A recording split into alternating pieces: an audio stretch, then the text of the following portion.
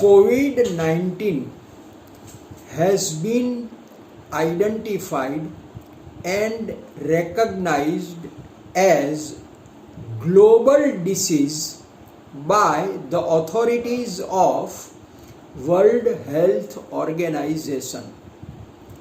If we understand and examine the historical roots precisely of COVID-19, it is said and perceived that somewhere during the end of the November 2019, there was a little breakout of a virus at the Wuhan Biogenic Laboratory in China, which broke out later on and was named as Corona. Initially, only Wuhan, a province of China, was found to be caught hold of this virus, or you can say this epidemic.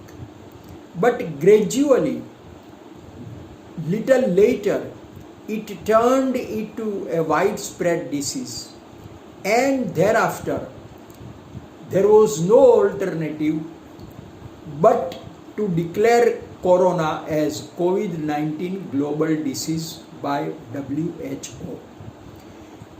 So long as the time period is concerned, we can say that at least the world is undergoing the scenario or facing the problem since January 2020. There is significant variation between the nations in respect of the time period of the disease. But the major point of concern is that COVID-19 has proved herself, we can say in terminological language, communal and socialist both. You can say communal, or you can say that it is appealing to all. It's such kind of a disease which doesn't discriminate in between the religion, gender, caste, etc. It touches all those who come into contact, irrespective of any kind of barriers or discrimination. It is socialist in the sense that it affects to rich and poor. That means from rags to riches, everybody is affected, or everybody is found under the influence of Corona.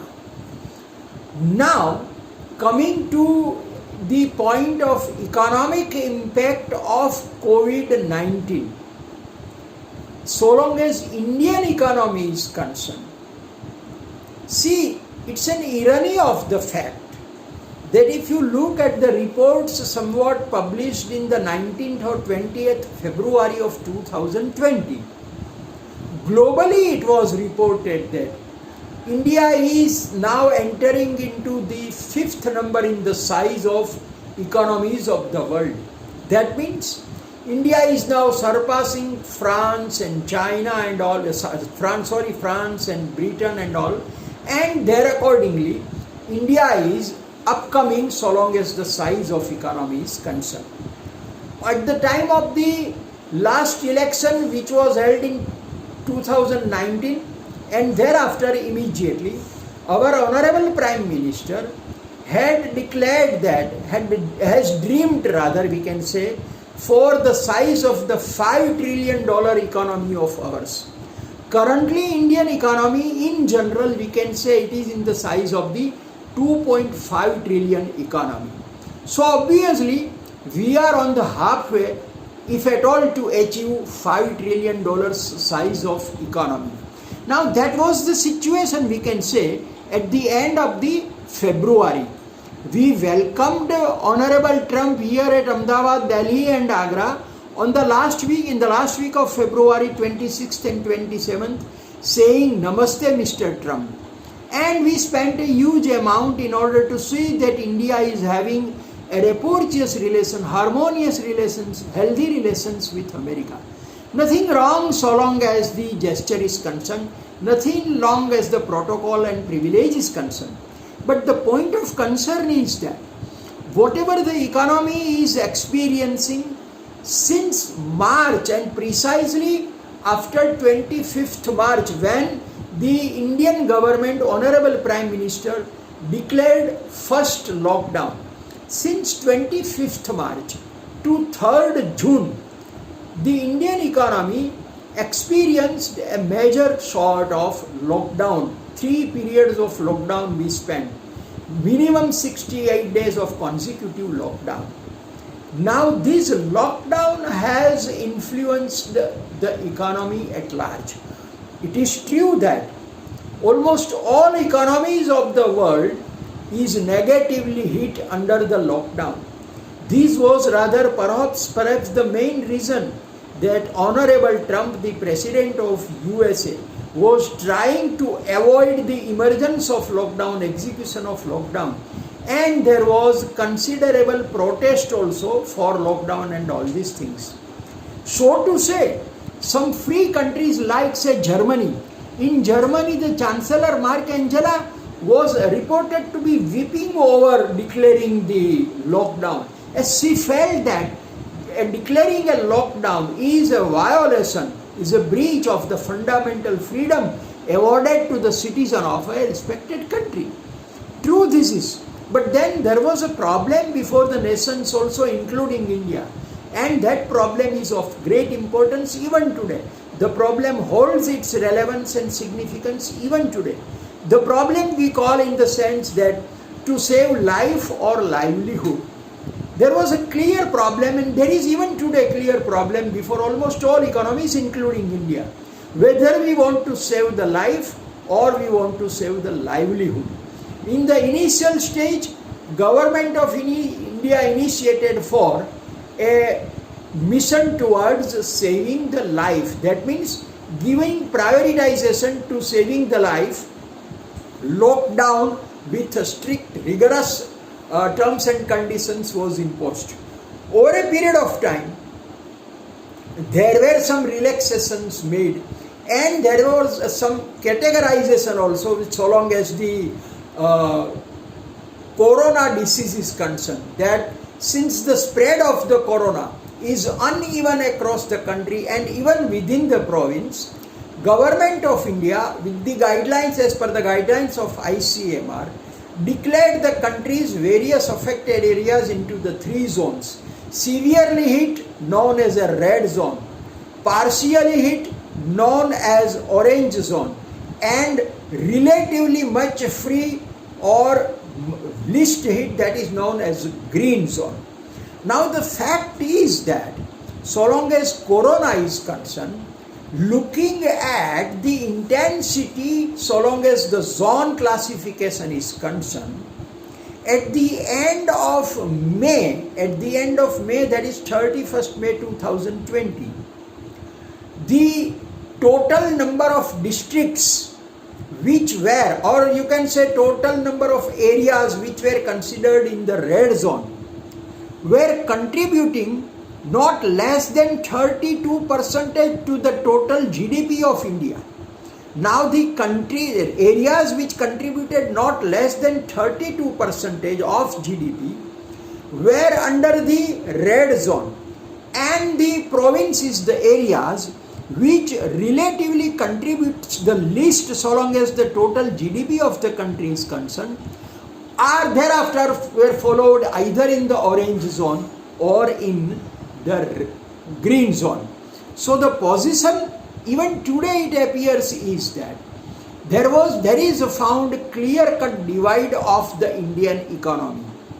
There is still corona hit widespread length of economic areas having profound economic concentration and both having profound concentration of corona too. We can say that so long as the disease is concerned, density you can say, dirtiness you can say, and poverty you can say, there is found clear-cut correlationship in between density, poverty and dirtiness with respect to the spread of corona. At the end of the May, the total death toll of corona that took place in India, out of that total death toll, 72% of the total death due to corona took place in 15 major cities of India. And these 15 major cities, to name these, they are almost all mega cities like Mumbai, Chennai, Delhi, then you can say Pune, Indore, Nashik, Ahmedabad, Jaipur and all these. Now these million cities, million plus cities, having profound presence of MSME activities, retail economic activities, hub of financial services, all these got hold. In the terms of American Irish economist, we can say that soon after March, including India, economies experienced sudden stop, and this sudden stop has still, you can say, has got hold of the economic situation. So the position is today even that we find intense rate of fall in the employment precisely in Indian economy. In American economy too also, unemployment rate is approximately more than 10%.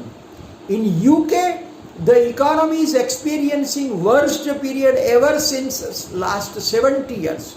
And in India too, we are experiencing the same. Our MSME cluster is almost sinking, we can say nothing to talk about that. Entire retail economy, that you can say, which includes transport, which includes retail vending, which includes restaurant, hotel, tourism, beauties, wellness industry, all this has been severely hit. As a result of which, at the remote level, there is a black down so long as employment is concerned.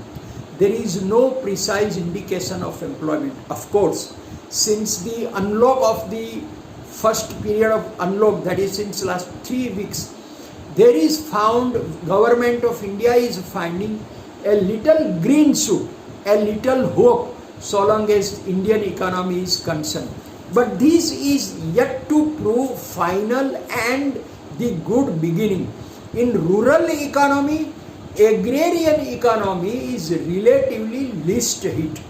Government of India during the period of lockdown also prioritized the agricultural occupations activities, and as a result of which obviously agricultural activities got spur relatively much faster, much earlier, and therefore as a result of which agrarian business took place relatively faster and better.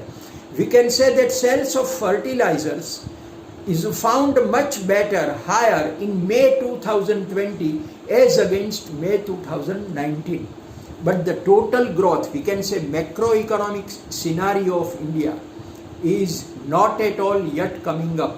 Only looking at the today's news has been flashed by IMF.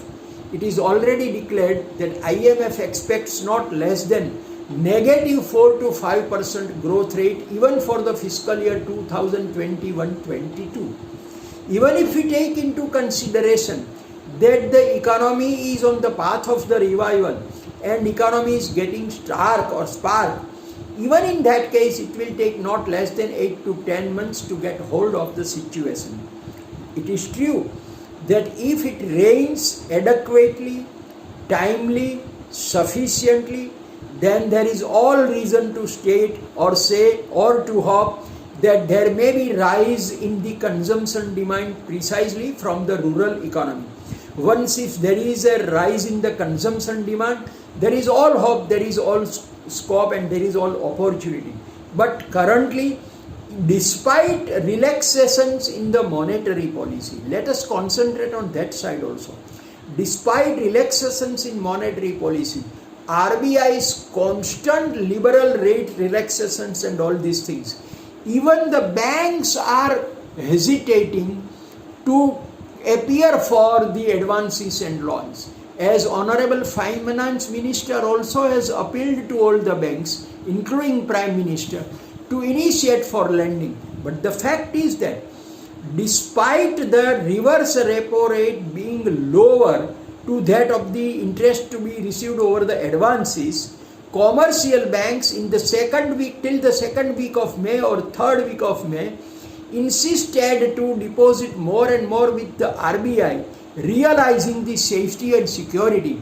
Once when the financial empires, once when the financial authorities themselves do not experience or do not express the feelings of the trust in the monetary mechanism, it is too difficult for us to believe that the policy of monetizing economy will come out and will drag the economy out of the fear. So this is what is the real situation. Despite declarations to be offered to MSME, till yesterday, the total package to be expected for the MSME is of 3 lakhs crores.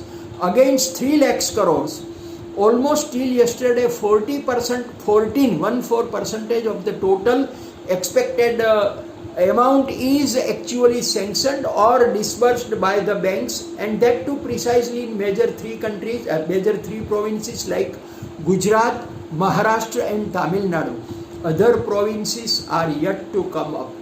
If you look at the hotels, tourism and all these things, once again let us not forget, since last 10 days there is constant rise in fuel price. These oil shock pressures have also paralyzed the economy.